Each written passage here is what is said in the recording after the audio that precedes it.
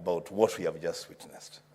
It is difficult, Mr. Speaker, to deal with a fact which is on record, that a cabinet secretary expected to appear before a House of Parliament is writing to the Speaker while the session is on to say he cannot appear.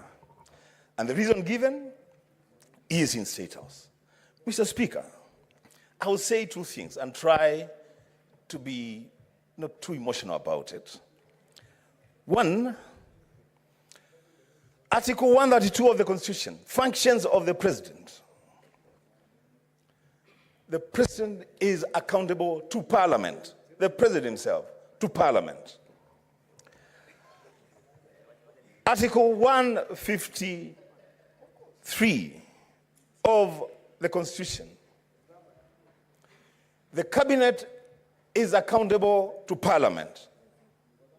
Mr. Speaker, those two articles read together place the Parliament of the Republic of Kenya at such a position that when you are required to appear before either a committee of Parliament or a plenary sitting of Parliament, then everything else must stop.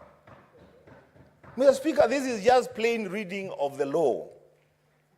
And you know, when now I see my brother, my very good friend, the Senator of Kericho, who is also the majority leader, getting emotional and saying that Senator Sifuna should be taught a lesson.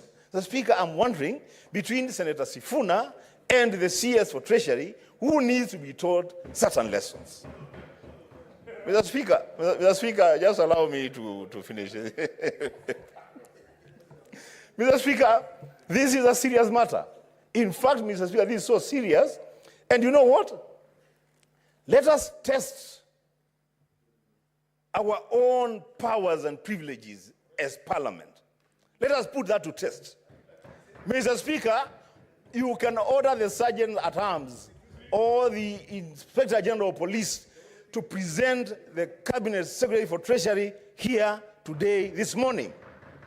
Mr. Speaker, you know, we cannot say that Parliament has been disregarded, and every time that we are disregarded, then we permit those people that disregard the Senate to continue doing their things and doing bad manners. Lastly, Mr. Speaker, Senator Yod, you should not feel bad when Senator Sifuna says that the CS Treasury is learning bad manners. Point of order, just a minute.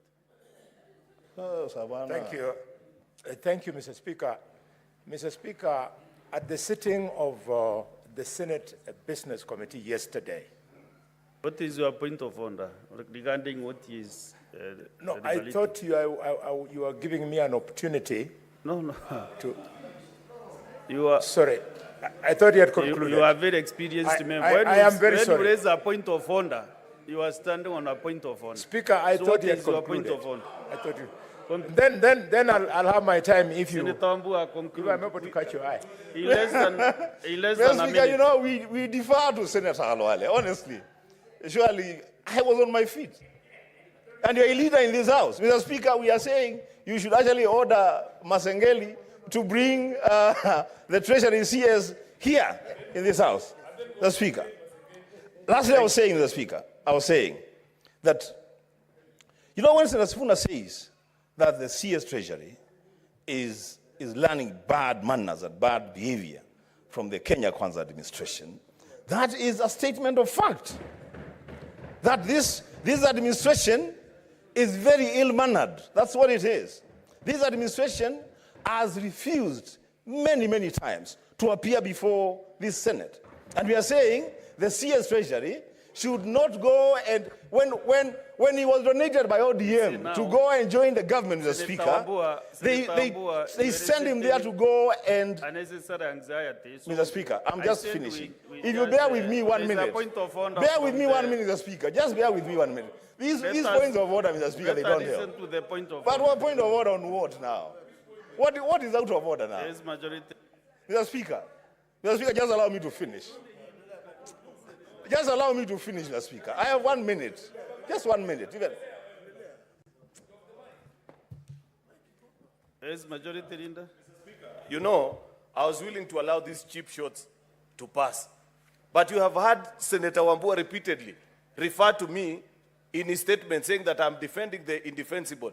Yet, I pointed to Senator Sifuna that what better evidence do you need that Kenya Kwanza cabinet ministers respect this house, other than the fact that while he was making his complaint, there was a cabinet minister seated here. Therefore, you cannot generalize, Mr. Speaker. Mr. Speaker, if you can protect me from the hecklers, I can make my point, Mr. Speaker. Honorable Senator. But what you are doing is heckling.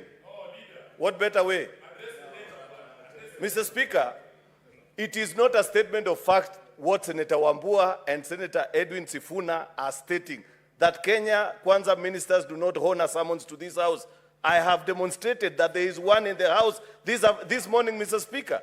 Therefore, Mr. Speaker, if one minister fails to appear, Mr. Speaker, if one minister fails to appear, is it a statement of fact, as Senator Wambua is stating, that Kenya Kwanza ministers do not honor summons to this house? I think this minister is, almost every cabinet minister has come to this house more than 100 times, Mr. Speaker.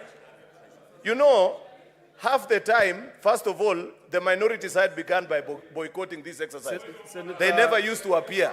Probably that's why they don't know that ministers have been coming to this house. Senator, let us make progress now. And my 15 minutes are over. Can you conclude in 30 seconds? You are 30 seconds, Senator Wambua. Mr. Speaker, I was saying, and I'll conclude, that when the CS Treasury was donated by ODM to Kenya Kwanza, I listened to the Azimio leader saying that they have been donated to go and teach those people how to do things. They are not supposed to go there and learn bad manners. They are supposed to go there and teach good manners, Mr. Speaker. So it should be produced here in this house. I thank you, Mr. Speaker. Senator Joyce Korir.